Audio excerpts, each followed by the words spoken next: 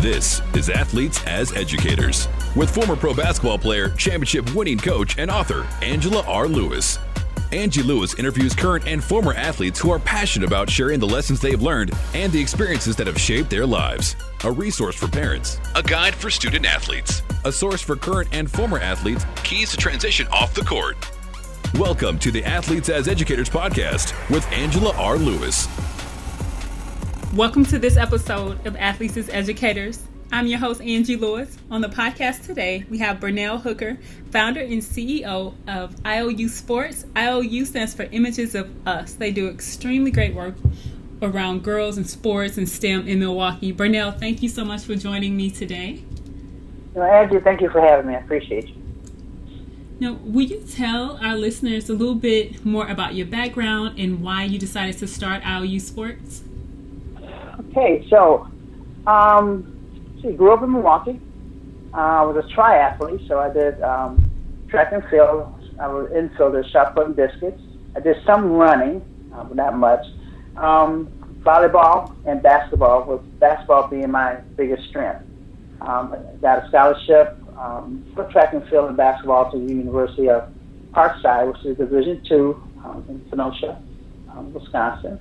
I played basketball there for a couple of years.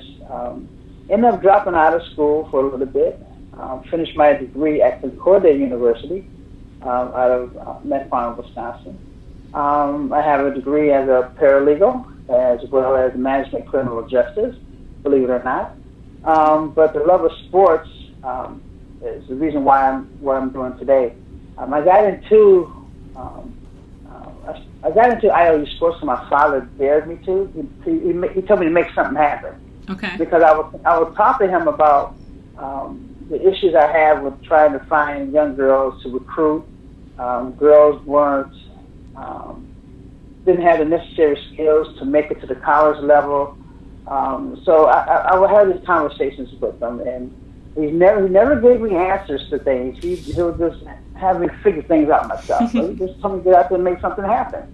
And that's how I ended up creating Images of Us Sports, so IOU Sports. I love the name, Images of Us. How did your name come about? Well, it came about because you don't see images of women. You don't see images of women of color. You don't see a lot of images, period, when it comes to sports. And when I thought about it, I said, we need to see more images of us. And by me writing it out, I looked at it and said, well, that's an image IOU. Yeah. And it just all, it was meant to be, Angie. It would just all click together. And one of my logos were done by Charlie Palmer. He's a renowned artist out there in Stone Mountain, Atlanta. I went to high school with him. I knew he was going to be a great artist one day, but we always kept in touch. And he did my logos. And one of my logos is a stick figure of a female. And he sent it through a fax. So this was back early 90s when I got started. He sent it through a fax, and the image that he sent, it crossed over to the arm or this bar of this female stick. And it ended up being the female sign, the woman sign. And I said, well, Charlie, that's my logo right there. So he made me two logos, and I use both of them. It all depends on what I'm using it for, but I use both of those logos. So the other thing was just meant to be to where it all got started. So I've just been blessed with it. Yes. When we talked before, you mentioned that there's a IOU Sports STEM Academy. You have Let Girls Play. Yep. Sports camp. There's a Girls Developmental League. What are some other highlights of the program? Oh wow. We also have a program called One-on-One With, where we actually invite women from the community and national to come in and talk about their careers in sports. We've had women in that era. Sue Black was the first woman to own a men's professional team, which was the Milwaukee Wave Pro Soccer. She was the owner. We have Cecilia Gore, who's the executive director of Milwaukee Brewers Community Foundation. And we just had one with Shamika Holtzclaw, who's a three-time NCAA champion from the University of Tennessee, and played on the Pat Summit. And she's a WNBA legend. But she's also an advocate of mental health. And we invite her into Milwaukee to talk and to have a talk back on her film, Mind Game. It was awesome. It's awesome. In our STEM sports, we teach girls how STEM, science, technology, engineering, and math relates to sports, and get them excited about the careers, the possibility of these different various careers that you can find through STEM. We're not teaching our girls to look deeper when it comes to sports and business. So our job is to teach them about the business of sports and to open their minds and their eyes of actually the different careers that they could have through sports. That is phenomenal that the girls are learning about the business side, not only the playing, because oftentimes we just focus on being a player. And so for them to see and hear from all these women who have careers in sports they're doing really well, that's really empowering for these young women. Yes, thank you. Yeah, I created this organization on the rim of teaching girls that sports is a business, and that it can be a lucrative business. Mm-hmm. And if we keep our eyes and ears and mind open on things, there's a lot of opportunities out there for us. But we've been put in one basket. We're not looking beyond playing. We're not looking beyond being a coach. So we got to open up these opportunities for these girls to realize that you can work in this field. You can be that statistician. You can be the athletic trainer. You can be the person that builds the next sports facility. But we got to teach them that. They have to understand and learn that they can do these things. No, you're absolutely right. I remember growing up, I was never told. I don't ever remember seeing all the different careers that were connected to sport. And then, you look back and you're like, whoa, this is amazing. The opportunities that are out there and how many, and how much business is connected and revolves around sport. Yes. And, my eyes opened up when I went to the NCAA 100-year anniversary. Mm-hmm. My eyes just opened up to all these people that's in sports. I mean, behind the scenes of the NCAA. Right. And I'm thinking to myself, I don't see a lot of minorities. And I said, we have to do better. We have to do better with our kids and teaching them about these various businesses and not be afraid to step out and do something different that's out the norm. You hear the kids, I want to be a lawyer, or I want to be a veterinarian. Okay, so what do you have to do to be a veterinarian? There's more to it than just being a vet of a horse or a dog. There's more to it than that. And we got to just open up that line of what's available to them more than what the tunnel vision that they see. Mm-hmm. That exposure makes all the difference in the world, though. We know that exposure can completely transform these young women's lives. Mm-hmm. That's what we do with our STEM and sports. We do things in the classroom. We talk about STEM, but we also take them to places that relates to what we talked about. We take them to the Milwaukee Brewers Stadium so they can see what that scoreboard looks like. It's not a big screen TV. It's hundreds of TVs behind the one big screen. And they have to understand this technology is a huge factor of a sports arena. Who takes care of that? Who takes care of the grass of the field of a baseball field? Those type of things they don't think about, and how it relates to a job or how it relates to a career. So that's how we kind of break things down to these girls. What have been some outcomes and some ways that the girls have changed or their perspectives have been broadened because of the STEM and sports programs? Becoming statisticians, ready to sit at the table and do stats at games. That's the main thing. Let's get on the computer. Let's teach you some stats. Wanting to be a referee. They never thought about I can be a referee. And you can be in high school to start off and being a referee. These refs come from rec leagues and go to the pros. Mm-hmm.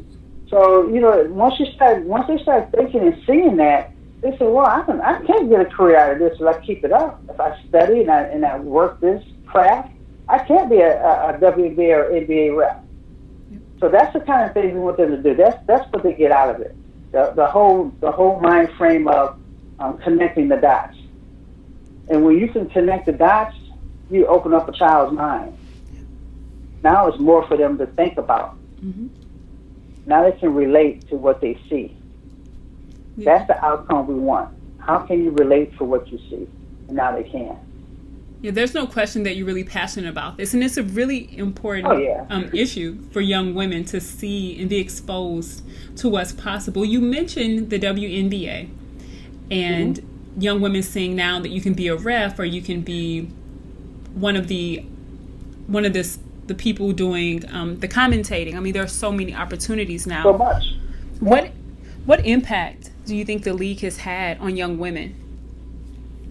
The whole idea that they can go further in playing, that they can see women coaching, and see women in positions that they may never have seen in sports.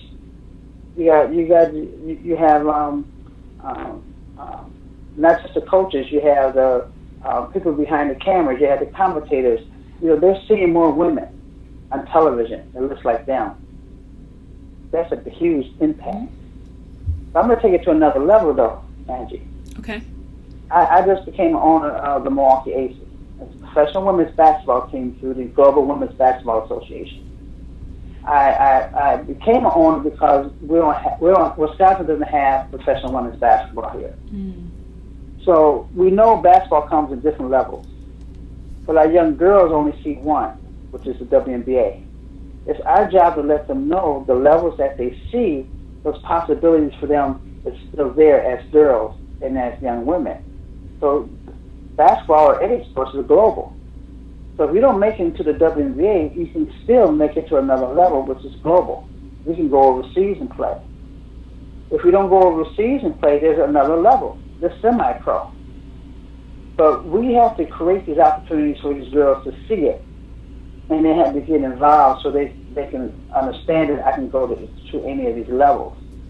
But we also have to have people who support those levels in order for these girls to achieve their dreams of what they want to do. And that's the hard piece. Getting people to understand these levels and getting that support. So there's a constant going on when it comes to sports, especially with basketball. There should be a D League for the WNBA. There should be all these different opportunities for these girls to see and be a part of. And that's one of the reasons why I become an owner of the Milwaukee Aces, the pro team. Congratulations. Are all there. I mean, that's huge. Being an owner of a sports franchise is huge, regardless of the level, because the system stays the same. The inputs are a little different, but the systems are the same, and that's a tremendous undertaking, and kudos to you for owning the team. Will you talk a little bit about the league? Because I remember you saying it's pretty new. Yes, it's new. We're in our first year. I'm the commissioner of the Global Women's Basketball Association, and it's basically what it is. We have these women in our communities who are in a standstill. They've gone to college and they left their homes, went out to college, came back. They want somewhere to play. So, majority of these women in our league, we got them in Illinois, Flint, Michigan, Akron, Ohio, Louisville. They're from these cities. So let's put a team together. Now you have a community of these women, and these young girls are watching these women who are from this community. And they see that they've gone to college, they see that they have the degrees, and they're still playing, and they have an opportunity to go overseas. That is huge when it comes to community and family entertainment. So now we have somewhere that we can take our daughters. And if there's not a WNBA team in your area, who are they going to look up to? Well, they do still have some other women to look up to. The ones who did not make it into the WNBA who wants to go. The ones who wants to go global are the ones we're looking at because, like I said, there's different levels of women's basketball that our young girls are not being exposed to. But this league does it. This league does it. So it sounds I'm excited about it. It sounds like this league, part of the brand of this league is that the women play in the States and then they go overseas, yes. and then play in the fall. I yes. think that we play in the summer, and we play in the summer. We play during the WNBA. Mm-hmm. Play during the WNBA. You have to look at it this way. And when you have teams of WNBA teams who are not marketing to other cities. Our closest team is Chicago Sky, but they're not marketing themselves in Wisconsin. They're not marketing themselves in Milwaukee. So let us have a sister team. So we're the Milwaukee Aces. So let's take our team to Chicago. Maybe we're gonna play a game before your game. You know, so now we're saying we're crossing states here. Let's bring some of these players to Milwaukee. You know, let these women know that, hey, we went to college at another level, and we're all sisters here. And we're all vying for the same thing, to play ball. And that's what we want these young girls to see. And that's what we're going to do. That's what we have been doing. You know, those partnerships are essential. Making sure that they see this seamless connection between all women who've played in the levels that we play at. Mm-hmm. Yeah, it's important. It is. And because of oftentimes there's so much divisiveness in sports and in levels, having that unity and togetherness is essential. And like you said, we need to support each other. Yes, we do. You know, it's great that there's a lot of leagues out there. But a lot of people don't know about these leagues. Right. But we have to come together and support it. There's so much room. It's like any business. People ask me, why are you doing what you're doing? I said, why not? It's a need. Mm-hmm. We need to make sure that we have opportunities for these young girls to continue playing, to develop their skills so they can get those scholarships. You know, they have dreams too to play ball. They want to go to the Olympics. So how you get them there? You have to work hard, but you also have to have tools in place for them to get to where they want to go.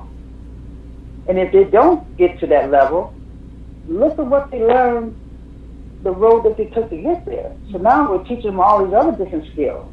Now we're teaching them all the different careers. Well, I can't play ball, but I can work in the field now. Exactly. So this road is leading them to someplace. It just doesn't stop. And, you know, the boys have it. Let's give it to our girls. Yeah. I think there has been traditionally a lot more opportunities for boys than girls. And those people in our lives who are mentors make all the difference. And those people who run nonprofits and run camps and clinics who really pour into kids are essential to making sure that those opportunities stay. Yes. Who are some people who've helped you along the way? Who are some mentors that inspired you? And what was the best advice, some of the best advice they gave you? You know, I've had quite a few people. I always say you meet people for a reason. People come and go in your life for a reason.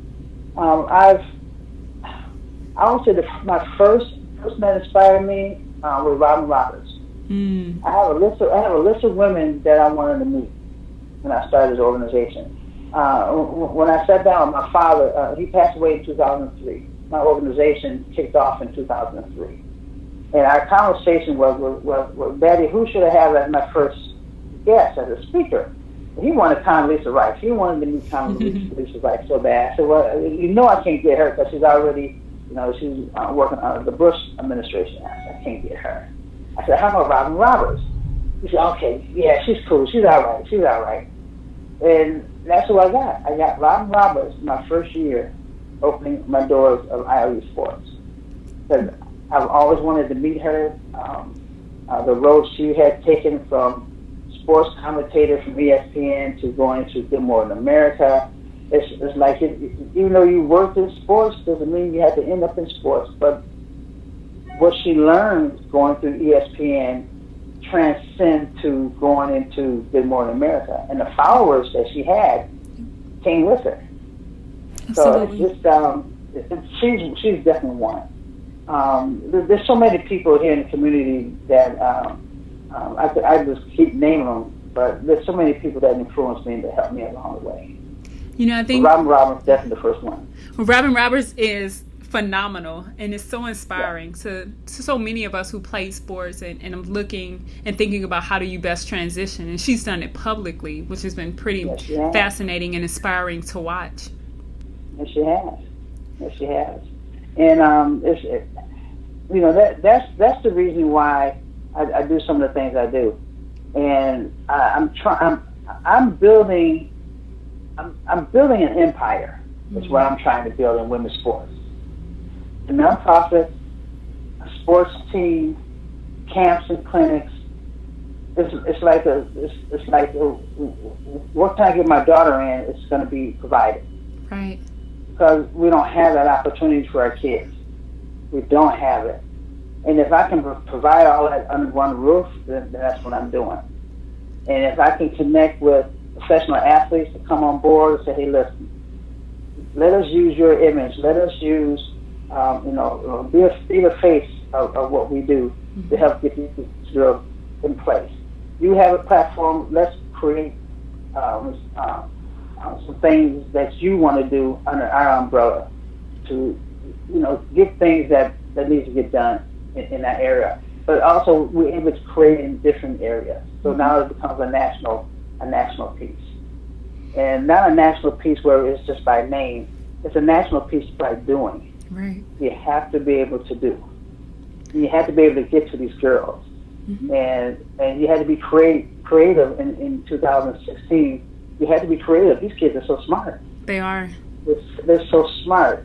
So you can't just give them anything and hoping that they'll, advance with it. You got to be creative for these young kids, or they'll tell you about yourself in a minute.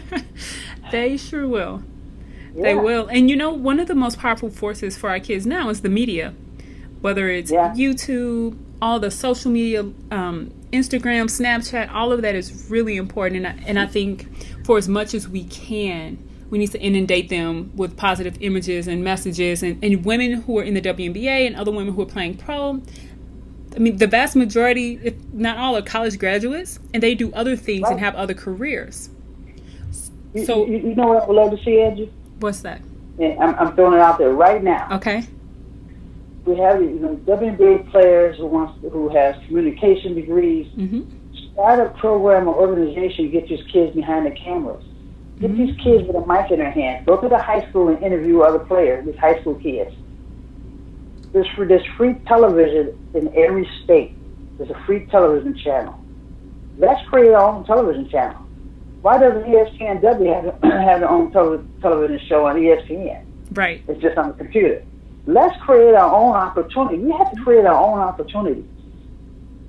That's the only way we do. That's the only way we can get ahead in our sports, in our field of what we do. We have to start creating our own. You're absolutely right. I put it out there. Hey, create these opportunities for these girls. You're a communication major. You want to be a commentator. Make your own TV show. Yep. Get some of these girls behind the cameras. Photography, and hey, that's how it gets started. That's one of the beautiful things about living in this time in humanity is so much is decentralized. Yeah. So the girls could start a podcast. They can start a YouTube channel. In terms of the media and being able to really gain exposure, there are ways that they can do it at the grassroots level like never before. Sure is. We just have to we have to stop being afraid to do. We have to stop being afraid and just do it. And my father said, make it happen. You find a way. Find a way to figure it out. That's right. And that's what I did. I mean, my background is criminal justice. I love sports. I just put my passion out there and found people that helped me. And that's what it's all about. And there are a lot of people out there who are ready to help. Bernell, you bring up a really good point that no one who accomplishes anything does it alone. And we all need people to support us. That's correct. One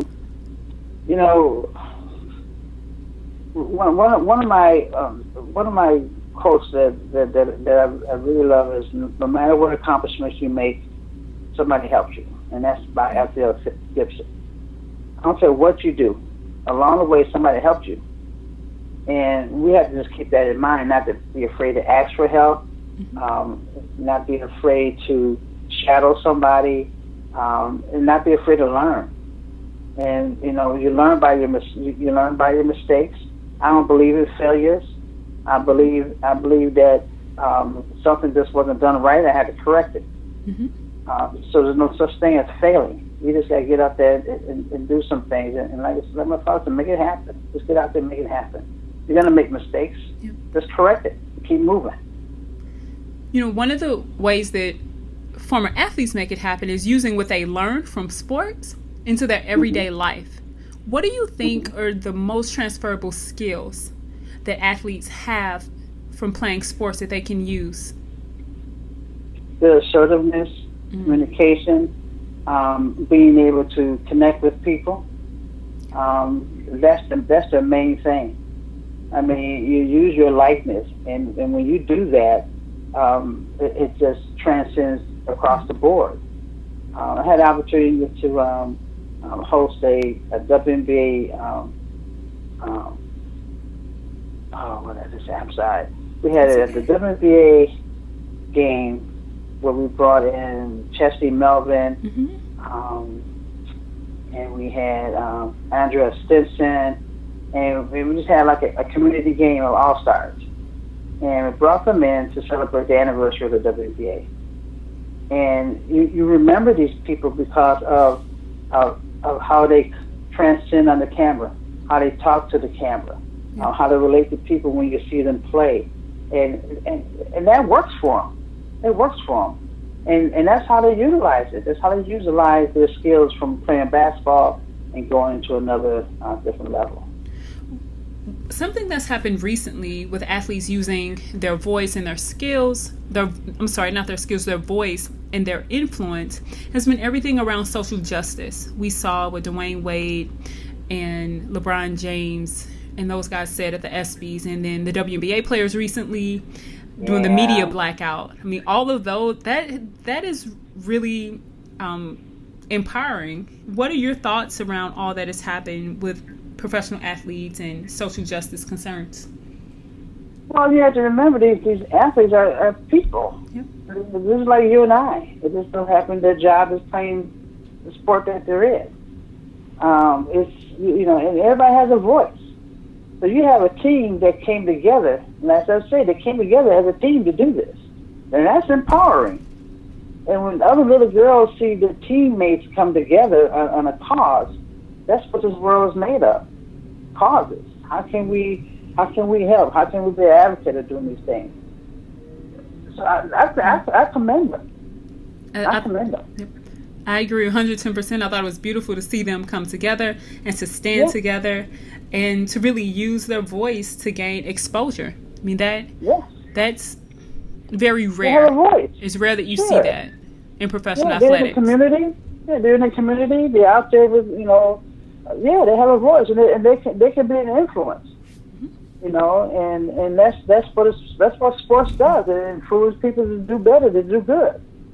It really does. I commend them.